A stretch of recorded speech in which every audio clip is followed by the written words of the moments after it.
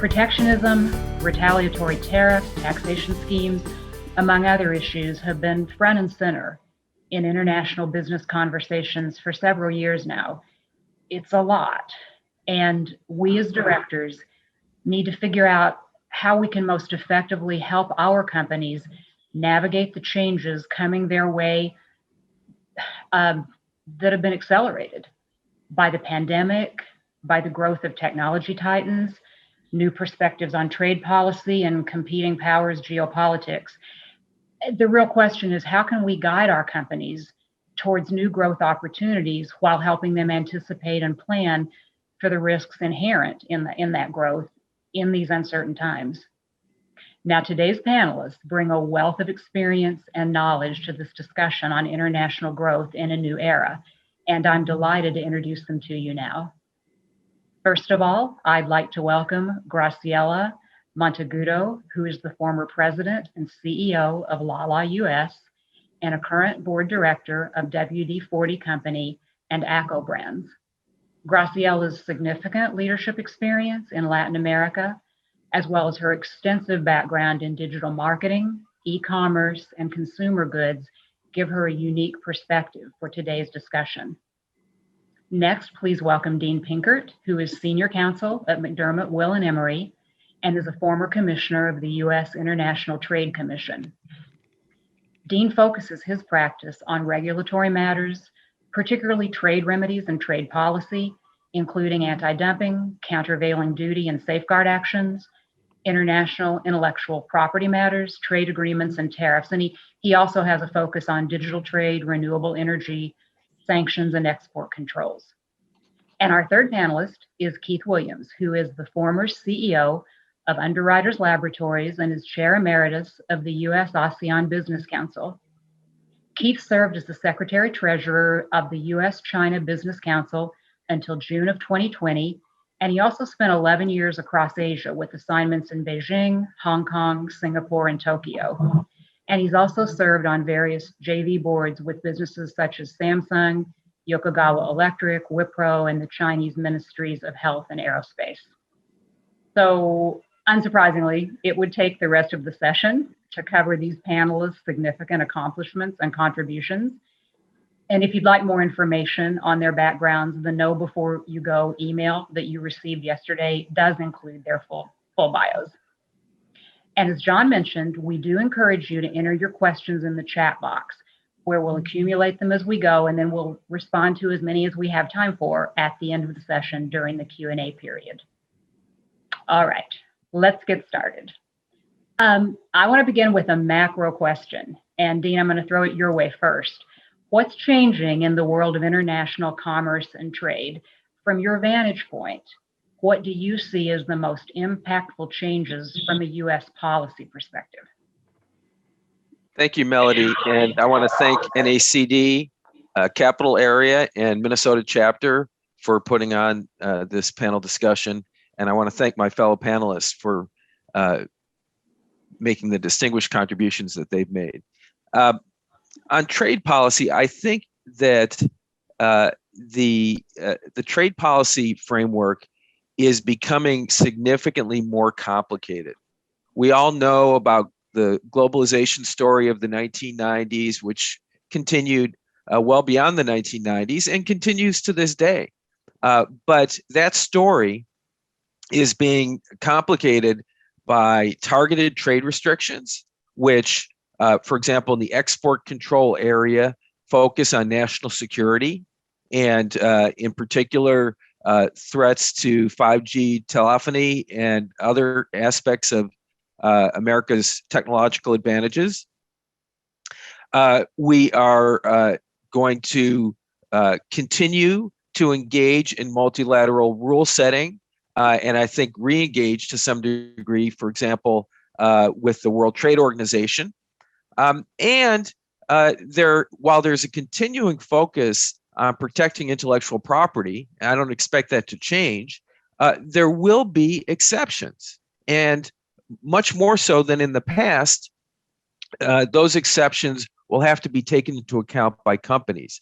For example, we just saw the other day that the administration said that they would support a waiver of IP protection for COVID vaccines.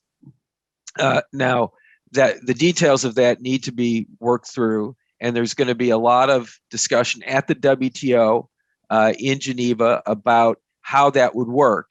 And it may take several months for anything to be concluded, but that's an important exception to the general principle of protecting intellectual property, particularly by the US government and trade policy in the US government protecting intellectual property. Secondly, we've seen exceptions, not in such a formal way, but we've seen a nuanced shift in policy about the intellectual property issues that relate to environmental objectives of this administration. So, for example, the administration helped to attain a settlement in the intellectual property dispute between SK and LG, in large part because there were investments in the United States, in Georgia, and other places in the United States that would involve EV battery production, electric vehicle battery production in the United States, which is an important element of the administration's goal of achieving progress against climate change. And then finally, I think that we're seeing human rights issues begin to emerge much more strongly in the context of trade.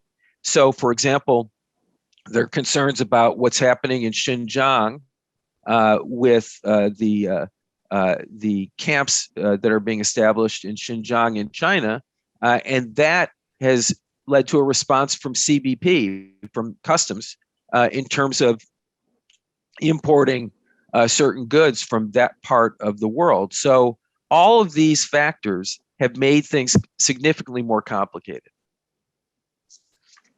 Thank you, Keith. What would you add or amplify or go down a different path on that question? Well, I think I think Dean covered a lot of it really well. I'll segue from what he said and say there's an open question for America as to whether we're going to re-engage in trade agreements or not. And almost all the trade agreements that the U.S. has were signed and negotiated during the administration of Bush 43, other than Israel and Jordan, NAFTA, whatever we call that now. But nearly everything else was done during Bush 43. And then under Obama and under Trump, essentially nothing happened. The U.S. pulled back from TPP. TPP went ahead with Mexico and Canada and the rest of the members, and that's now in force. China has been actively moving as well. So the RCEP agreement in Asia, which involves China, Korea, Japan, the ASEAN countries, Australia, New Zealand, is going into effect. The EU has been very aggressive in trade agreements, although the EU-China trade agreement has been stalled at the moment. And as Dean mentioned, the issues of Xinjiang and Hong Kong are, I think, playing large in that. But it's a real question for the U.S., will we re-engage in trade? And I think the second thing that I'm seeing related to trade, though, is there's a lot of movement of manufacturing and supply chains away from China. Part of that is because of political concerns. People are concerned about China as a supply base, concerned about issues that Dean mentioned around IP.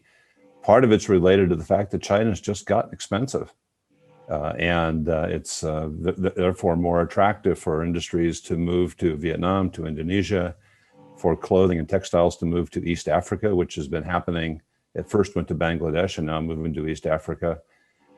And so I think that there's a lot of things happening with supply chains. And obviously the last point is things have been reshoring and onshoring. And you may know that LG, for example, which Dean mentioned, LG on EV batteries, LG has spent nearly $400 million in Clarksville, Tennessee, to build a hot automated home laundry manufacturing facility, which employs 1,000 people, makes 1 million machines a year, and is focused on trying to do 100% sourcing of parts and components from American suppliers. So lots of things in flux. And I think part of it is people just concerned about China. Yeah, I think so. Let me flip back quickly to the trade agreements point that you made. What do you think? Well, it's interesting to see what has happened just recently with the Biden administration slowly lining up all the ducks in opposition to China. So last week, the G7 foreign ministers had their meeting, and interestingly enough, they invited the head of the ASEAN community. They invited the foreign minister from India, Australia, Korea. And if you read the communique, it was very pointed against China. So in one way, people are starting to line up. On the other hand, we have kind of an aversion in America to trade agreements. And if you're whichever party you're from, you have an aversion to it for a different reason. And at the end of the day, I think the important thing is that we need to, as a country, be at the table helping to set the rules of trade. Otherwise, China's going to write the rules, and we're going to end up with a lot of rules that we don't like. Yeah. If you have a sports franchise in the NFL or the NBA, you don't want to skip the owners' meetings when you're talking about rules. Absolutely not. There's some risk in there for sure. Thank you, Keith. Graciela, do you have anything to add on this one? I'm sure you do. Thank you, Melody. Sorry, and thank you for having me. So I would just say from a USMCA perspective, thinking about Mexico and Canada, the Biden administration has taken steps to strengthen the relationship. One of the first meetings that Biden had with foreign leaders was with Trudeau and López Obrador from Mexico. I think that there is a huge opportunity to strengthen relationships with Mexico. There are several topics that were discussed in the meeting. One, of course, was Mexico needs vaccines. And people in Mexico, and not only Mexico, but Latin America, ask whether the U.S. will give priority to Latin America and its neighbors that are aligned with the U.S. in values and other things, or will we just be, once again, another country in the UN list, right? And will that be a difference or not? I think that's an important, because that will also result in an improved economic situation in Mexico. I think the other policy discussion regarding immigration, of course. There is interest for a workers' guest visa program. There's a need in the U.S. for workers, particularly in the agricultural sector for harvesting products. And we're listening in the news to all the lack of workers in all different sectors in the economy right now. Well, the people in agriculture get really anxious, and they really would like to have more of those workers through a legal program that allows them to come in and do the work and then go back to Mexico. So that's one thing that is under discussion. And Mexico's economy, we'll talk more about opportunities later on, but it's so dependent on the U.S. The fact that the U.S. is increasing its growth is also driving exports in Mexico, which is good. But we do have a president that is from a left populist party, López Obrador, very unpredictable, and that has a lot of power. He just issued an energy bill, an energy law that has been there have been lawsuits from Canadian and American companies because it focuses on driving the government-owned electric company versus others and limiting competition. So I think that's another area in which there will be interest in terms of driving more of a rule of law and avoiding having those types of conflicts. And finally, there's another big component of Mexico and the U.S. in the terms of remittances. Remittances from people in the U.S. To Mexico achieved a record high in 2021 and 2020. And so that's a big driver of consumption back in Mexico. And from an immigration standpoint, if Mexico is not doing well, in the last few years, because Mexico's economy was growing, you had a lot of illegal immigrants, mainly coming from Central America, but not from Mexico. The number of Mexicans immigrating to the U.S. had gone down. Now, with the economic crisis and the fact that the government has done a very, very bad job managing it and supporting employment and companies in Mexico, now the numbers of Mexican men trying to get into the U.S. are increasing. So there's a need for the Biden administration to really have a strong intent to really build that relationship with such an important strategic ally as Mexico is as the U.S. neighbor. Right. All right. So as I think about the threads coming through here, obviously there are some policy changes at the very macro level that are down the path and we'll likely see them. And there are many others that will have impact that we're not sure about which way they're going to go. So staying at the frame level for a moment on international opportunities and risks, think about the next 18 months, maybe 24, 30. If you had to call it, do you guys see a time of more opportunity as in expanding, growing world economic climate? Or do you see more challenge, more pullback, even more heightened risk? Maybe it's both, but I'd love to hear the panelists' thoughts on that. Keith, I mean, again, given the amount of time you've spent in Asia, the amount of interest you've had across your entire career, what are your thoughts on that? Well, I think you said it well: opportunity and risk. And I kind of feel that the next few years are going to be very turbulent for world relations and world trade, and people are trying to understand where the boundaries are.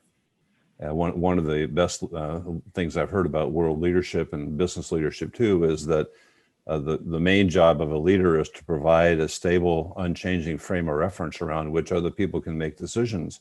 Good luck with that. And that's kind of missing right now in global leadership, and it has been, well, for quite a while actually, from most places. It's been a while since we had a U.S. administration that had that kind of clear policy. Having said that, I think, clearly there's going to continue to be growth, significant growth in Asia. And I would say particularly in Southeast Asia, where you've got 650 million people, that has a GDP that's 4 times the size of India with half the population. And yes, there's some troubles. You got Laos and Cambodia, Myanmar, which are a bit troubled at the moment for different reasons. But you've got some super strong opportunity in Vietnam. And I think you will in Indonesia with President Joko, now that he got through the omnibus bill that changed a lot of the business registration regulation rules in Indonesia. 265 million people, another huge opportunity. And there's going to be big opportunities in some segments. EV is one. That's going to be a major transformation. It's going to create a lot of opportunity. China has said by 2049 they're going to stop selling gasoline-powered cars. I think Japan has said 2050. Some places are as soon as 2025 or 2030. That's going to create a huge opportunity. I think AI is going to create a huge opportunity for people to fundamentally change businesses. And I'll leave just with one example of how it might change things. Suppose you're a manufacturer and you could read every comment on Amazon about every product you sell. The kind of market insight data you would get and the feedback you would get on your product performance and product quality would be unbelievable. And that's now possible with natural language processing and the machine learning. That's actually possible to do. That kind of technology is going to change manufacturing and change the world and change a lot of industries. So a lot of opportunity, and it's going to look different. Climate change might help that, and especially the U.S. industrial policy to support climate change. Let me do a quick follow-up on that. Take either or both, but if you think about AI or EV, what do you see as the opportunities are real and nicely articulated? I'm sure we could expand on that for the rest of the session. Where do you see the biggest inherent risk or disruption? I think any business that can be disrupted in different ways, but I think if you're using data or information in any way, that's highly at risk for disruption. I'll take my old business, UL. So we would test products. So you would send us a product, we would test it, we would then have an engineer evaluate whether the test results would confirm that the product complies with the safety standard. Well, we figured out maybe 2 or 3 years ago that all of that engineering judgment, which is done by people, can eventually be done with AI. And we also figured out that if you can do it with AI, then you could build it into Autodesk or any other CAD/CAM program, so that an engineer who's designing a product could actually use AI machine learning to verify that the product is going to meet the safety standard before you've even made a prototype. That's a huge disruption to what seems like a very simple business of send me your toaster, I'll test it and tell you that it meets the standard. And it's going to happen in many, many places, and except maybe some real old line businesses like mining. You may never use AI to do coal mining, but almost everywhere else. And by the way, data is going to be a huge play in car charging. There's going to be, you think about America, there's 250 million cars on the road. When they're all electric, we're going to need, what, 1 billion to 2 billion chargers? Parking garages, parking lots, parking meters, apartment buildings, homes, and every one of those chargers will generate data. Good, thank you for that. Graciela, let's flip quickly to the Latin American perspective on this question. Okay, thank you, Melody. So the picture in Latin America is not as optimistic as it is in Asia and Southeast Asia. The economic projections are expecting the region to grow in post-pandemic, let's say in 2022, 2023, about 2.5%, which is a very low growth rate for Latin America, considering that the population is growing and you need higher rates than that to generate enough jobs. So I think from that perspective, the picture is not so good. And most economies will go back to pre-pandemic levels by 2022. Actually, Mexico, the projection is until 2024. That's the part of the risk, I would say. There will be, the economic recovery will be slow. It will depend on how well the governments handle the vaccination and how pro-business and how competent they are in managing the economy. Having said that, in Latin America, there's always opportunities, particularly when you look by sector or by country. So yes, the economic recovery in some countries will be slow, mainly the big ones, Brazil and Mexico. But when you look at the Andean countries, Colombia, Peru, and Chile, they are doing well. So there's opportunities there. I have seen companies that look at them as a cluster, and when you add the populations up, then you start getting to something that is closer to Brazil, with a much easier to operate business environment, which I think is an opportunity, that those Andean countries. I also think there's opportunities by sectors. The same trends that we're seeing in the US during COVID, that some industries were very strongly affected while others are flourishing. The same thing is happening in Latin America. I, for example, serve on the board of a wellness products company that sells direct sales to consumers.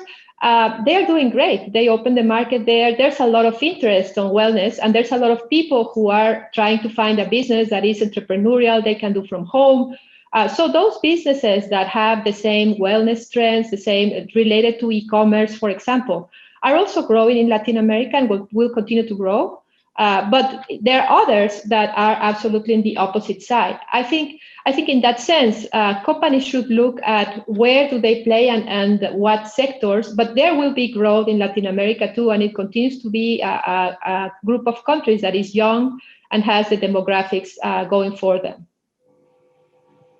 Yeah, the demographic point is a good one, and one we probably should come back to a little bit later as we get into more specific questioning.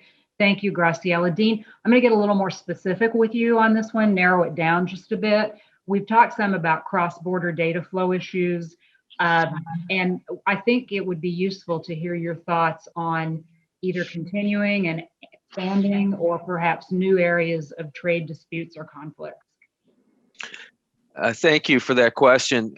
I think that the frame for that question is that it's been a longstanding principle of U.S. trade policy to facilitate cross-border data flows. And the concern there has been that these data localization policies and server localization policies that some countries have implemented are simply protectionist, and they work to the disadvantage of U.S. companies that are advanced in cloud storage and in the full range of those technologies. So with that as a background, what we're seeing now is that, for example, the European Union has data privacy concerns that limit, to some extent, their willingness to ship data across borders.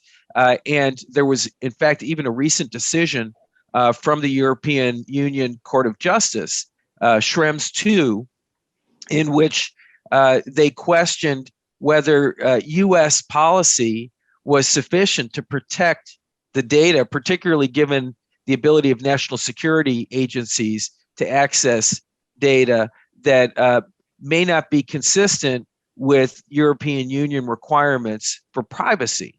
So what does that all add up to? It seems to me that particularly with Schrems II, but also with other countries that have similar kinds of concerns, that there's room for negotiation. It's not like there's an unlimited ability for national security agencies in the United States to access data. There are procedural protections in place.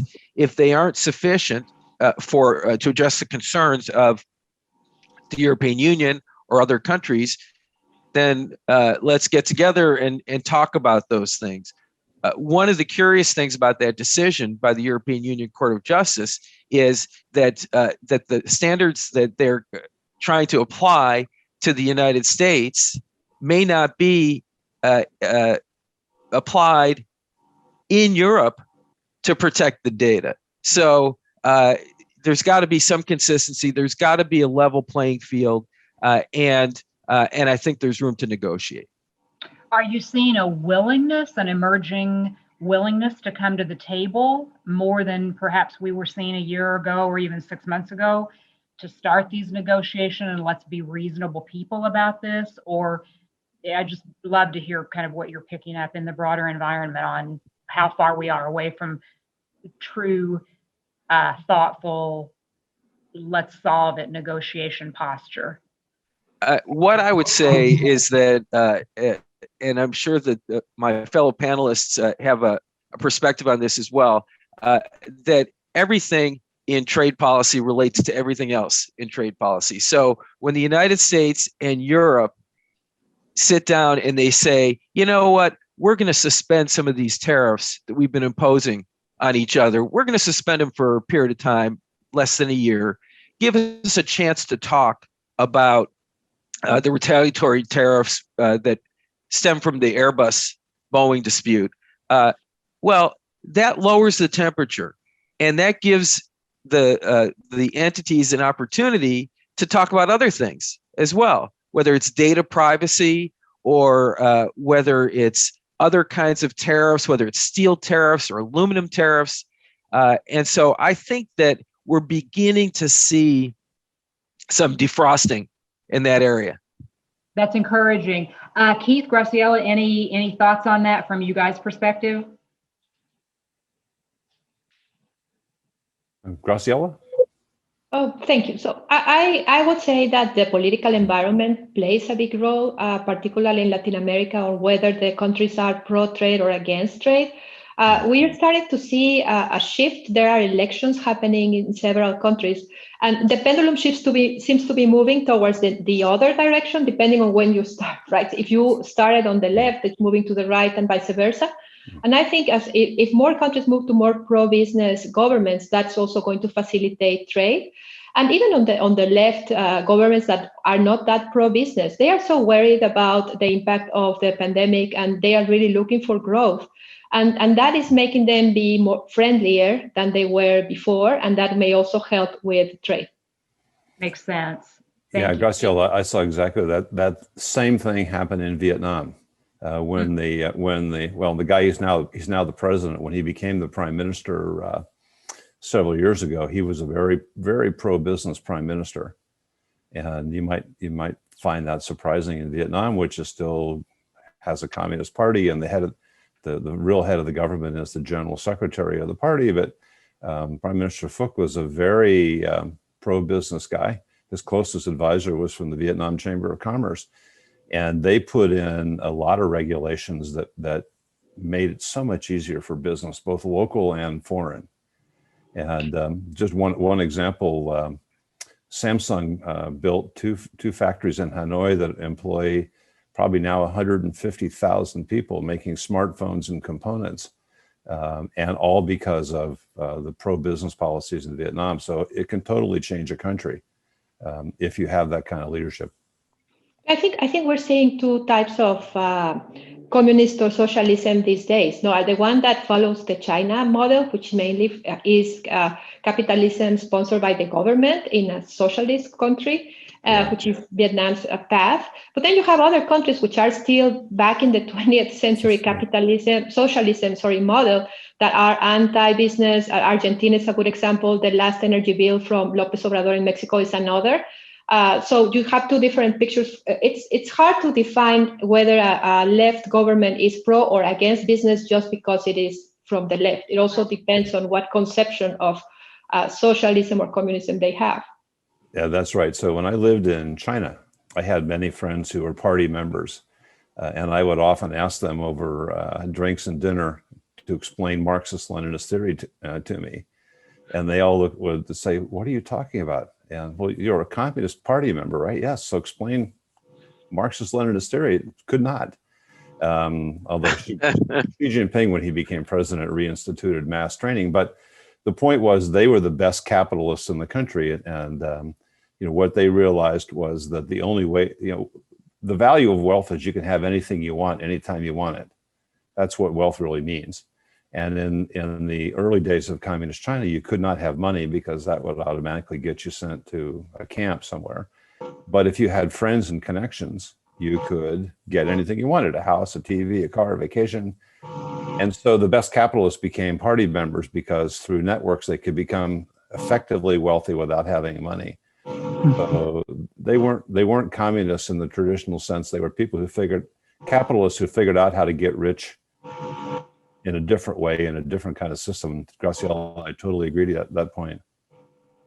That's interesting. So again, because of the disparity of, political ideology, everything in the country, from demographics to natural resources to history to current administrations, everything I'm hearing you guys say just takes us right back to where we started, which is the next few years will be a period of continued massive uncertainty. So the name of the game is navigating that uncertainty to the best of our ability with what we do know. And I think being flexible and prepared for changing more rapidly than we perhaps were ready to do pre-pandemic. We'll get into that a little more in a moment, but thank you all for that, little deep dive on that question. Good framing, really good framing thoughts, and appreciate all of those, as I'm sure our listeners do. Let's talk a little bit about corporate taxes. We're going to go from the higher level down to a couple specific subjects here. With the emerging conversations about a corporate tax rate increase in the U.S., some energy around a global minimum corporate tax rate, how do you guys think boards should be factoring these things into their thinking? Graciela, let's start with you on that one. Okay, Melody, once again, the point about uncertainty is valid, right? And flexibility too. I will also take on your point on flexibility. So I would say we are waiting to have more clarity about how will taxes change in the US. The flexibility, I believe, is already in place because most of the structures, corporate structures that were in place before the tax rates changed under Trump are still there. And just like companies decided to shift profits from one place to the other, depending on how beneficial it was to move those funds back into the US, the structures that allow you to keep them outside are there. So in that sense, I think there is that uncertainty and there is that flexibility. So I believe companies will decide once they know what actions to take, but they have the structure set up. It's not, I believe, something that needs to be set up and will take time to be implemented.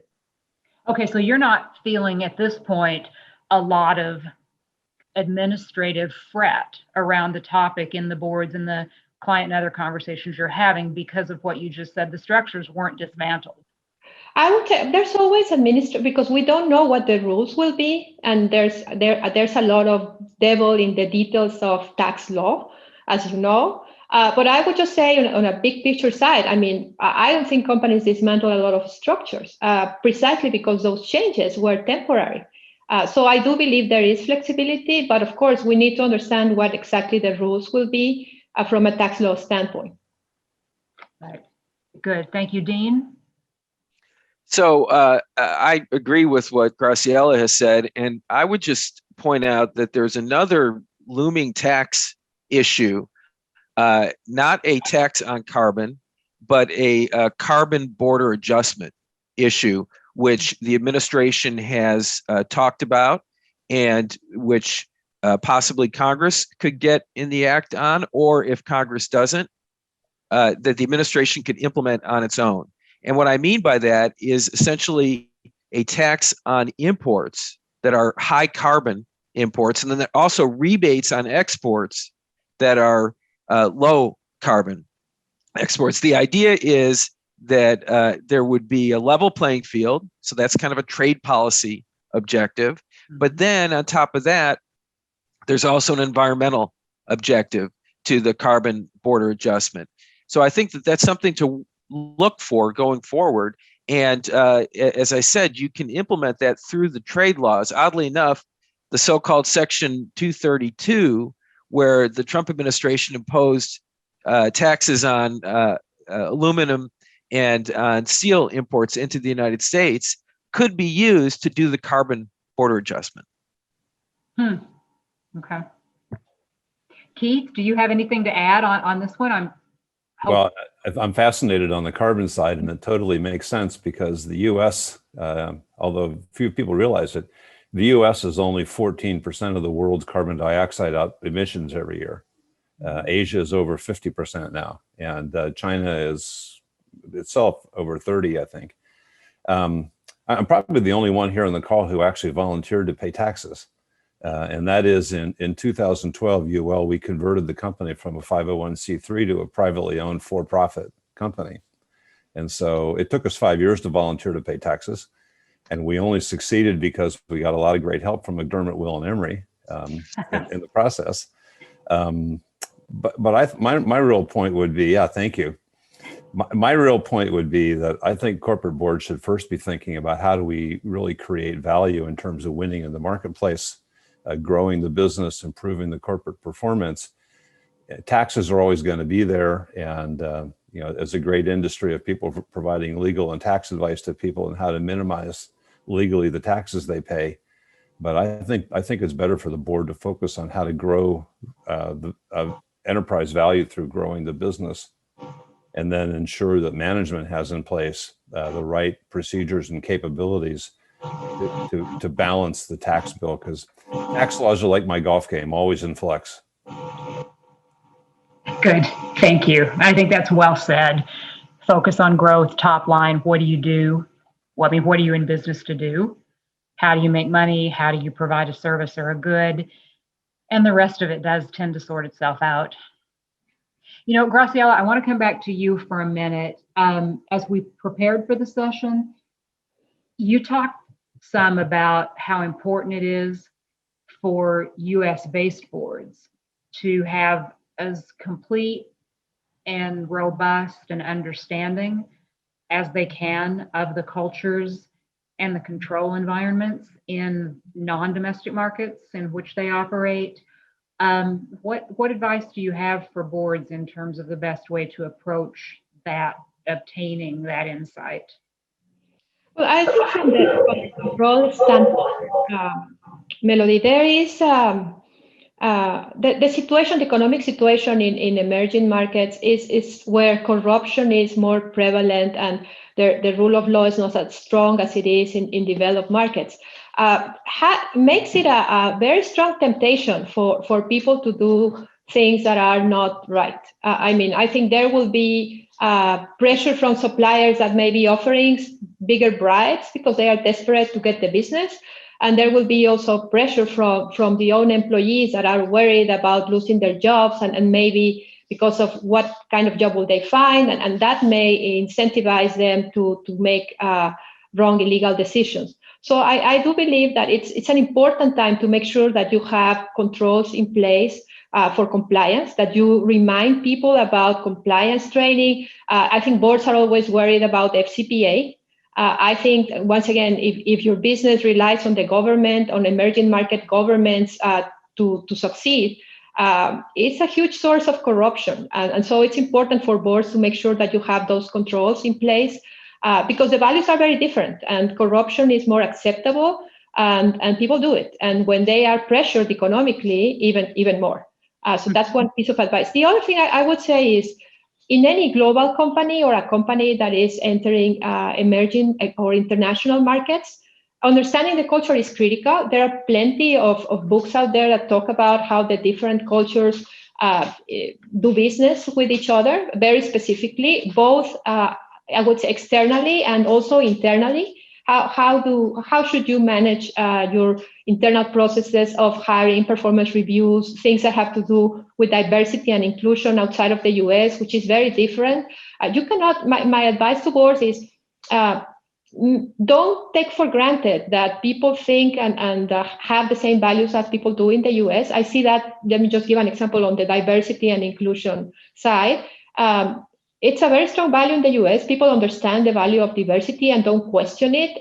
Outside of the US, it's not like that. Outside of the US, if you're going to start, for example, a diversity and inclusion program, it starts with the basics of explaining to people why diversity is good for business, because they don't agree just because, to get started with it. So that's just a little example, but I do believe that becoming more aware on the cultural differences, understanding how different cultures think and act, is very critical when you're doing business internationally. And if you're going to go to a market, to enter a market that is new for you, make sure that you have good people on the ground that really understand it, the market, because as Keith mentioned, it's all about doing the right thing from a strategic standpoint, but you need to understand the place when you're competing, everything, the government, the regulator, the 5 C's, no?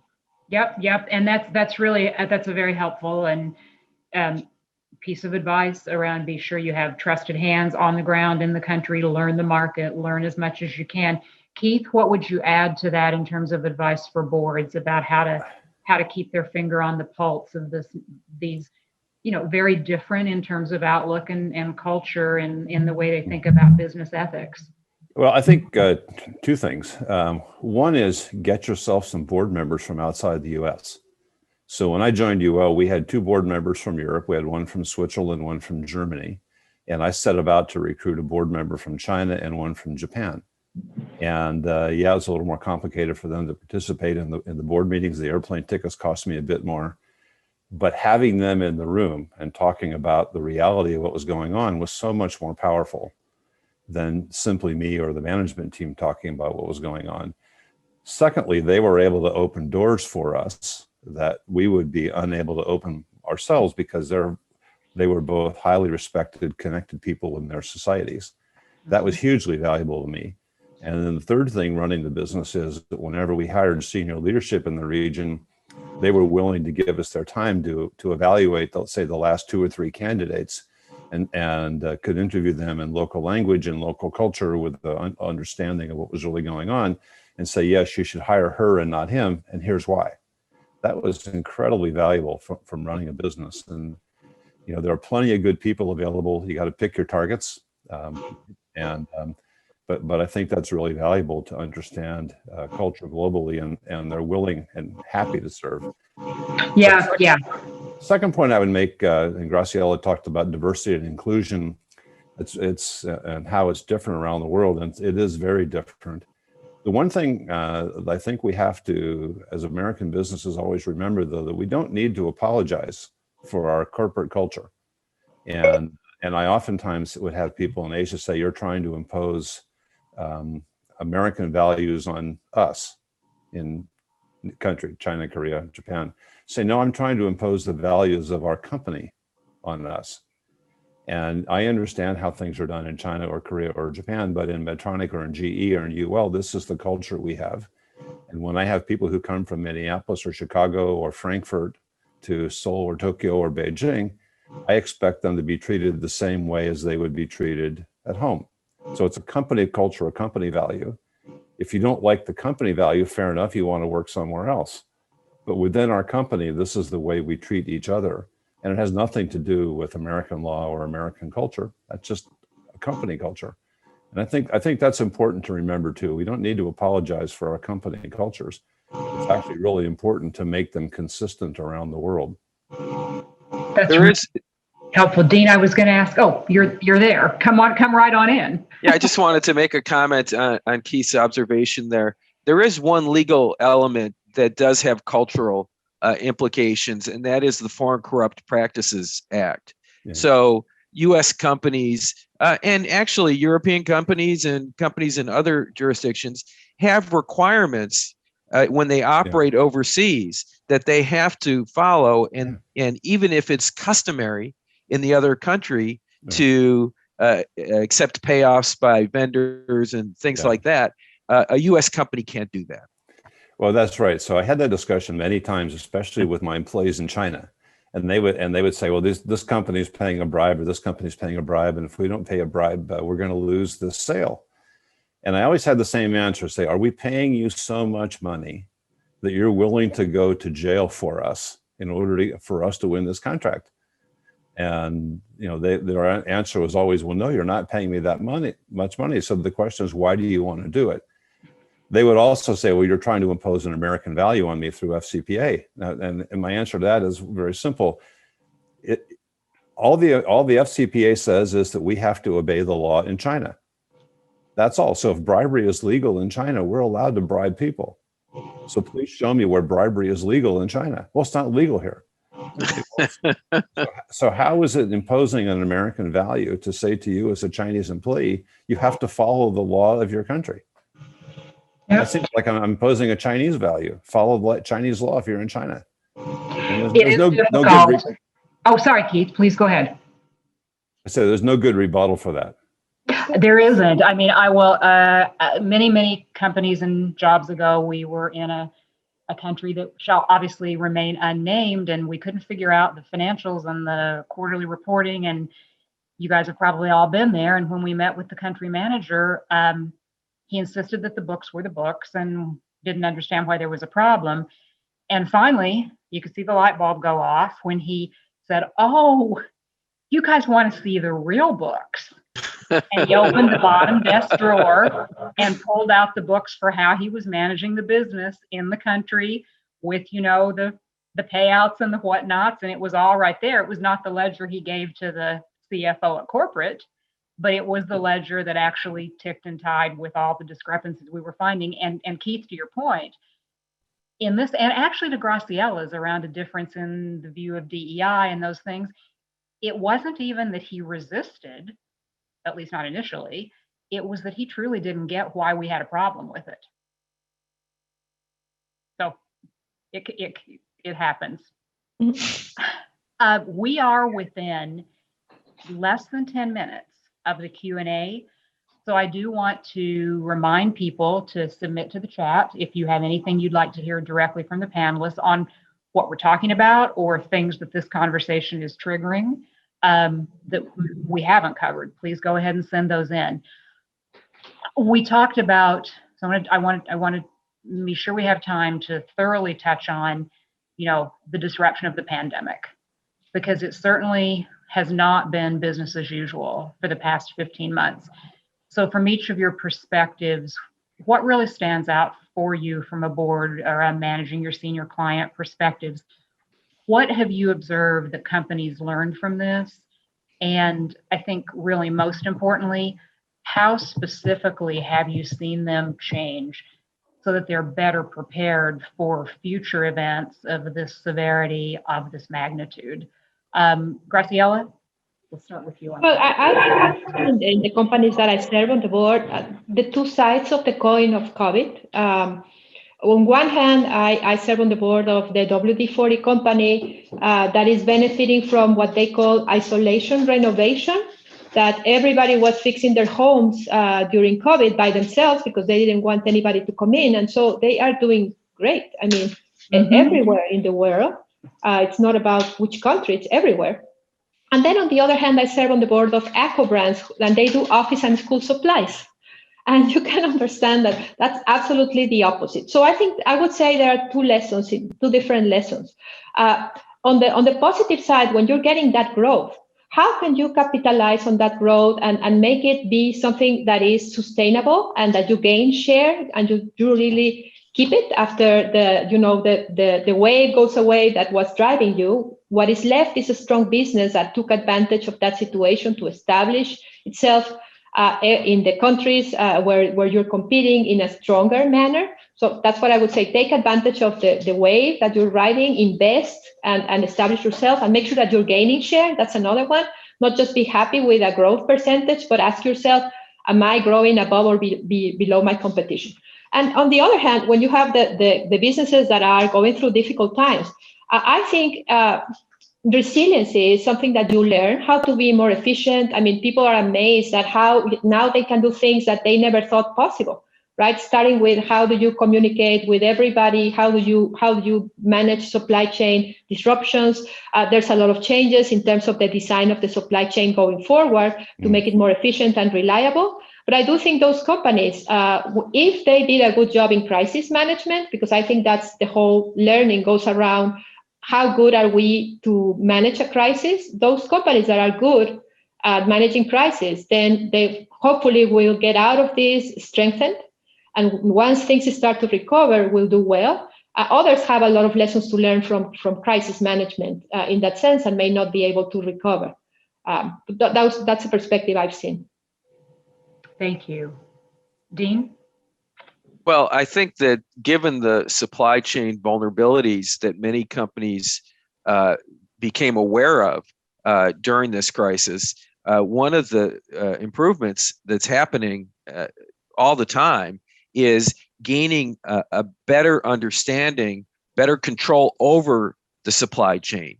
And this relates to so many of these trade issues that we've talked about. Take, for example, human rights.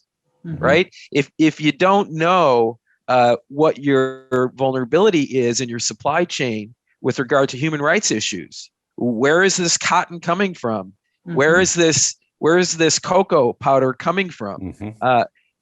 If you can't answer those kinds of questions, then you don't know what kind of vulnerability you have to a human rights issue. You don't know what kind of vulnerability you have to a national security issue. If you don't know who, not just where, but who is involved in your supply chain, you don't know whether there are sanctions issues or export control issues that need to be addressed. So I think the technology is there to get a better grip, a better understanding of the supply chain, and I think that's what we're seeing as we go forward. Good, thank you. And Keith, we'll round it out with you. Yeah, I think one thing companies learned is that it's good to have a little bit of financial stability behind you. People who are highly leveraged, I think, have struggled through this more than most people.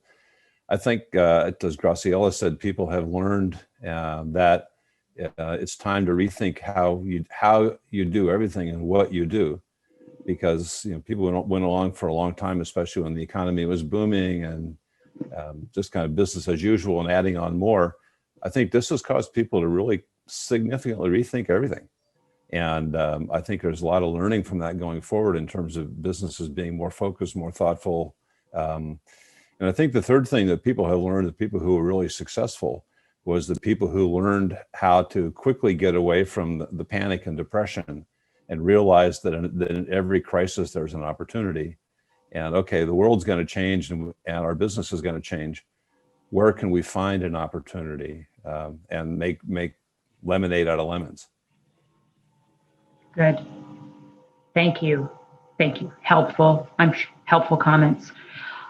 I really thank you so much for the insightful commentary and just the thought that went into the preparation, into the responses to these questions. And I know that the listeners will find it so valuable and so much appreciated. And again, as promised, we did want to be sure that we had time to take at least a couple questions from the floor. And still stay to our 1:45 committed end time. So I do see we have accumulated several in the chat box, and let me just begin with the first one. If the US government waives IP and patent law to allow global use of the COVID vaccines, what impact do you think that will have on US pharma and medical device companies? Do you think it would be a one-off situation, or will it be used as kind of a pointy wedge to get in for blowing up other IP and patent protections? Shall I begin with this one? Yep, please. So I think that it's probably more like a one-off. And I think that it's entirely possible that instead of going down this road of waiving protection after protection, that we talk about the other kinds of trade issues that have impeded the delivery of vaccines around the world. And one of those are export restrictions imposed by governments, which are probably not consistent with the rules as they've been traditionally understood. So I hope and I think that that this will be an impetus to talk about the broader range of trade issues and ways that we can get the delivery of the vaccines and the delivery of the healthcare products, medical devices, where it's needed, without necessarily waiving all the rules. Good. Keith, what are your thoughts on that? Well, first a question actually to Dean as our resident legal expert here. How would waiving of a patent, which was granted on a medicine, be different from taking under the Fifth Amendment? So it would depend on what body is doing this. I think that when you talk about the waiver issue at the WTO, what you're essentially saying is that governments won't take other governments to the WTO for producing the particular product in country. So just to take an example, I'm not saying that this is going to happen, but just to take an example, if India starts producing a pharmaceutical that's patented in the United States for and it's a pharmaceutical that relates to COVID in some way, then the waiver issue would simply be that the United States would not to take India to the WTO for the issue. Yep, fair enough. I understand that then. Additional thoughts, Keith? Well, I think the one thought I would have is that putting all the issues of money aside, it's in really all of our interests to get the whole world vaccinated, and we're a long way from that. And I think we have to be a little bit careful to avoid an early celebration for the end of COVID, because if you look at the success of the U.S., okay, we're a majority of adults have been vaccinated. You look at Japan, the number is 2%. If you look at Korea, it's about 2%. China, it's 5 to 8. Places like India, Southeast Asia, Latin America, except for Chile, has been phenomenally good, but not everybody has been so good. We have to realize we're in a global economy, and somewhere I would hope that the government and the pharmaceutical industry would find some common ground where we can protect the property rights of the pharmaceutical manufacturers and at the same time promote the end of this pandemic, which, by the way, is the longer it goes on, the more likely it is to come back, because we get new variants to the virus. If we let it go on too long, we're going to have a whole new pandemic in America. Good, thank you. Graciela, anything from your perspective on this? I mean, not on the topic of that you just covered now. Okay. All right. Thank you. I think we have time for one more, and this is from from a participant who is currently working with global boards on best practices for upcoming family directors with a focus on being accepted into the US public markets, but these family directors want to use local country laws. So this attendee is asking the panelists' wisdom on how to manage through those challenges. So Graciela, that'd be great. Let me thank you. So I think there has to be a very open conversation about the differences in values and expectations between what can be considered a good business practice in country and what is expected under US law and FCPA. I think those companies, sometimes they have built their competitive advantage on corrupt practices, right? On relationships, bribes, things like that. And they need to understand that that needs to be done differently. And sometimes they need to do a lot of cleanup. No, I've seen that happen in the context, not so much of international companies wanted to be public in the US, but acquisitions, right? When you are acquiring a company internationally, that is a family company. And I've seen them have to do so much cleanup that when you start saying what the cleanup is, it's you find all these corrupt things, right? Like all the family was in the payroll, but they were really not working. And so many things that had to be cleaned up before we could acquire a company. So I think that they have to go through that and understand that it's going to require them, it's going to have a cost.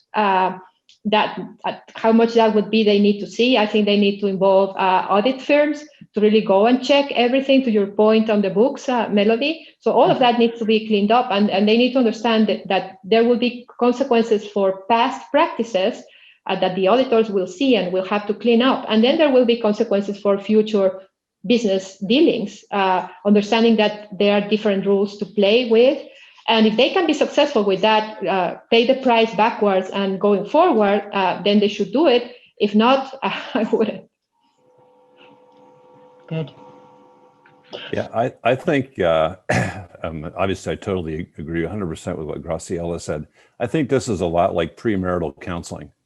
You need to sit down and decide, do you really share a common set of values and aspirations, yes or no? And if the answer is no, then it's better to just move on and do something different. Because I don't think, I'm sure that as a company, you would be better off to avoid compromising your culture for something that may be a short-term financial gain. If you think your culture is wrong and needs to be fixed, it's a different point.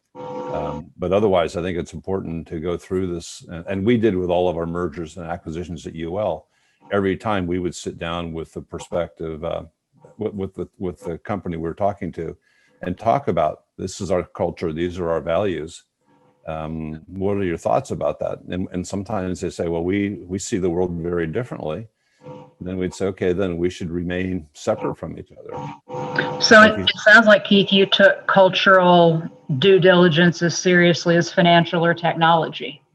I think it's actually more important than the other two, because it's like a marriage. If you enter into a marriage and you have fundamentally different views of values, religion, culture, it makes it hard to be successful.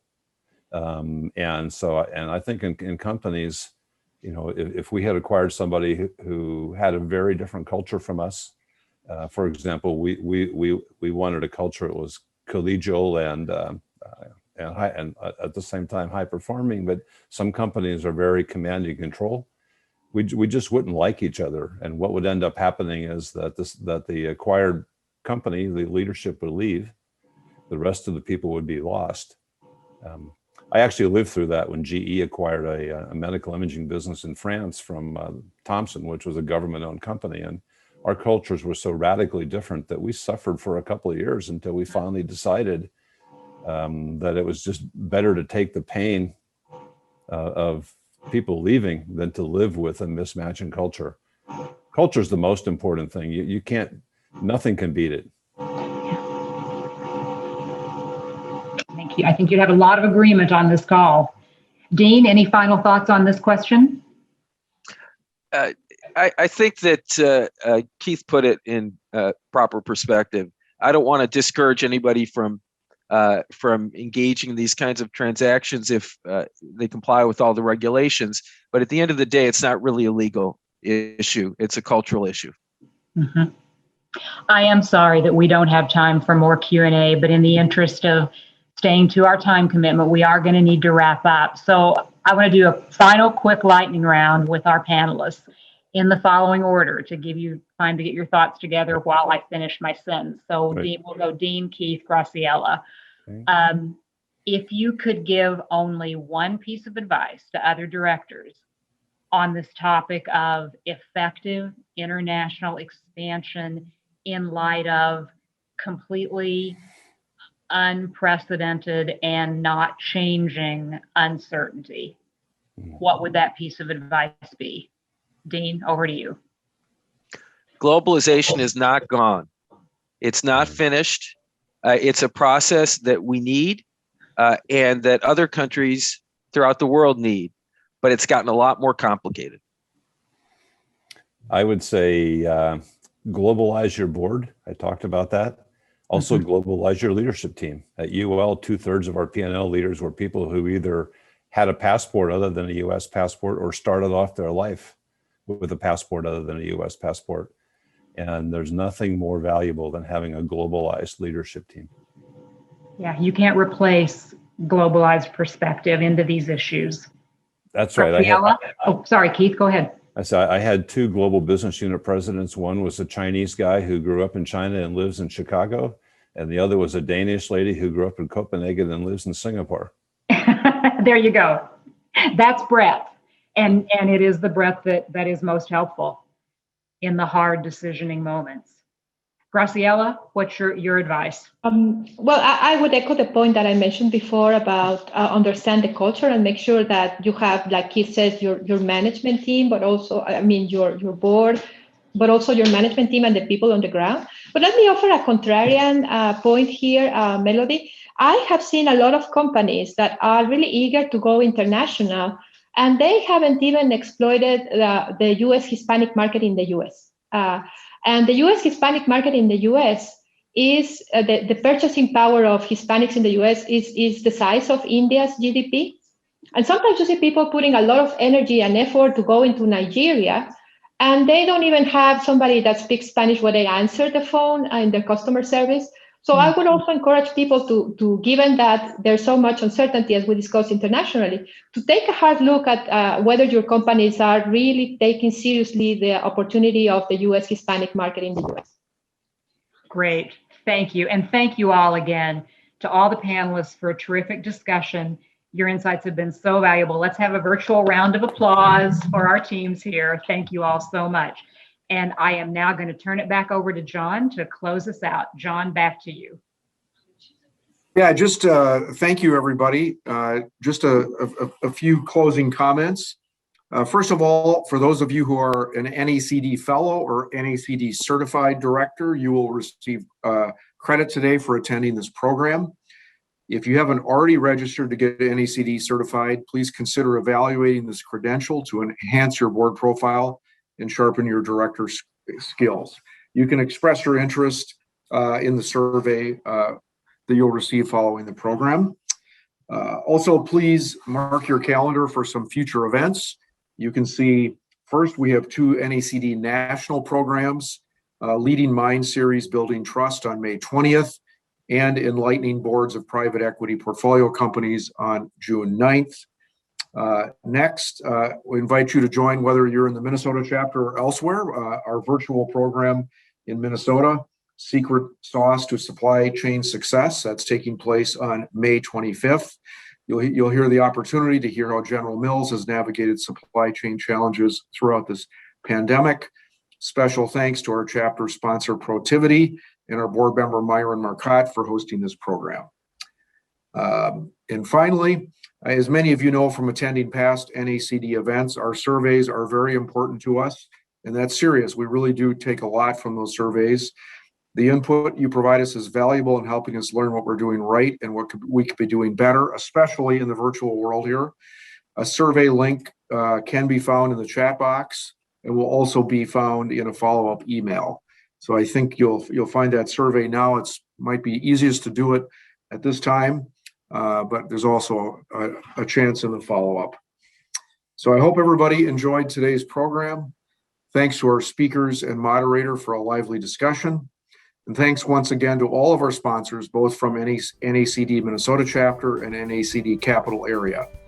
And we hope to see you at another program soon. And there's many opportunities to do that, as you just heard in our upcoming events. Thank you very much. Have a good day, everyone.